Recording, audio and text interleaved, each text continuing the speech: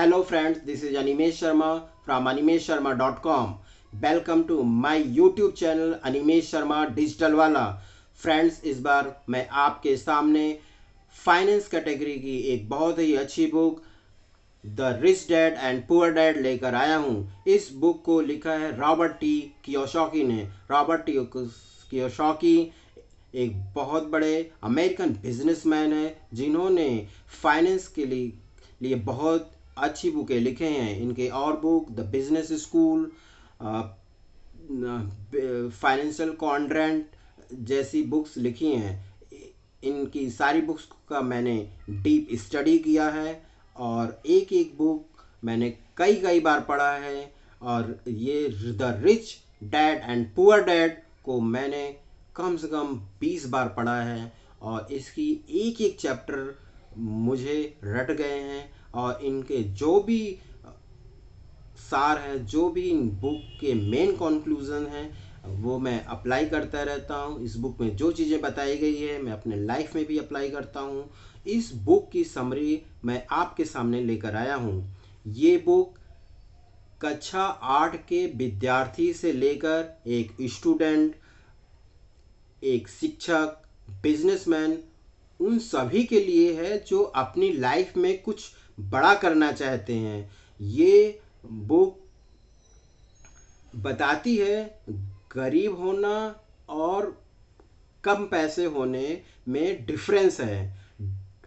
कम पैसे या कर्ज में होना अस्थाई है जबकि गरीब होना एक अस्थाई है. अमीर और गरीब ये दो लोग हैं. इस बुक में दो लोगों का वर्चुअल लिया गया है. The rich dad, the poor dad. Author के इन्होंने एज्यूम किया है ऑथर के फादर पुअर डैड हैं जबकि उनके स्कूल में पढ़ने वाले क्लासमेट के फादर रिच डैड हैं. इस बुक में बताते हैं कि उनके फादर जो पुअर डैड हैं वो पढ़ाई पे ज़्यादा जोर देते हैं, पढ़ाई करने पे, सिर्फ और सिर्फ पढ़ाई पे. जबकि रिच डैड के फादर पढ़ाई करने के साथ साथ फाइनेंशियल लिटरेसी पर भी ध्यान देते हैं. वो केवल पढ़ने पे ही नहीं फोकस करने को कहते हैं जबकि वो किस तरीके से अपने लाइफ को और इजी किया जा सकता है इन सब चीज़ों पर भी फोकस करते हैं. इस बुक के 6 चैप्टर हैं. इन चैप्टर्स के बारे में एक 1 बाय 1 चैप्टर्स मैं आपके सामने बताता हूँ. इस चैप्टर नंबर 1 है अमीर लोग पैसों के लिए नहीं काम करते बल्कि पैसा उनके लिए काम कर सकता है. Rich dad don't work for money but money work for him. इस बुक में, इस चैप्टर में बताया गया है कि दो ही चीज़ें होती हैं, डर और लोभ. इन्हीं के कारण लोग काम करते हैं और ये चीज़ें हटा के आप ऐसे काम करें जिससे जिस मनी के लिए आप परेशान हो रहे हैं वो मनी आप ही के लिए काम करें. सेकंड है फाइनेंशियल लिटरेसी. इस बुक चैप्टर में ये बताया गया है कि हर बंदे को एसेट्स एंड लायबिलिटीज़ का एक बेसिक फाइनेंस की नॉलेज होनी चाहिए. कौन सी चीज़ें हमें हमारे लाइबिलिटीज बन रही हैं उस पर फोकस करने के बाद असेट्स पे फोकस करना चाहिए. ज़्यादातर लोग पैसे अर्न करके कार खरीद लेते हैं. कार खरीदना एक लग्जरी में आता है. आप पहले असेट्स डेवलप कीजिए, उसके बाद लग्जरी पे आइए. थर्ड चैप्टर में बताया गया अपने माइंड योर बिजनेस. आप इधर उधर की बातें दूसरों पे फोकस करने के बजाय आपको अपने काम पर फोकस करना चाहिए.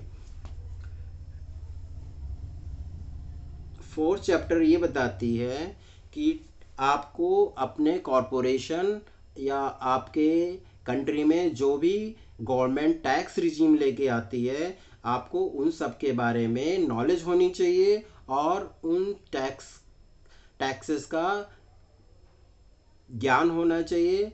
आप किस तरीके से ऐसे काम करें कि अगर वो टैक्स पे कर रहे हैं तो वो भी आप ही के लिए काम करें. 5th चैप्टर है the rich invent the money, अमीर लोग पैसे को का आविष्कार करते हैं। 6th चैप्टर है सीखने के लिए काम करें, पैसा कमाने के लिए नहीं। पैसे के लिए काम ना करें, सीखने के लिए काम करें। Work to learn and don't work for money. इस बुक में ये चीज़ें बताई गई हैं कि फाइनेंशियल लिटरेसी होनी चाहिए आपके अंदर, आप फाइनेंस की बेसिक्स नॉलेज होना चाहिए, आप असेट्स बनाएं, असेट पे ज़्यादा ध्यान दें इंस्टेड ऑफ क्रिएटिंग लग्जरी। आप दूसरों पर टाइम बर्बाद करने के बजाय आप अपने पर खुद पर फोकस करें।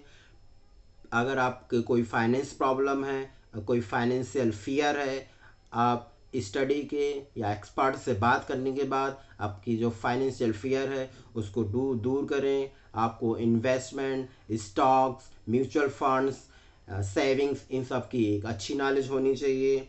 अच्छी नॉलेज है तो आप अपने जो भी आपने अर्न किया है आप उसको एक अच्छे जगह इन्वेस्ट कर, अपनी मनी को और मनी अर्न करने के लिए यूज कर सकते हैं।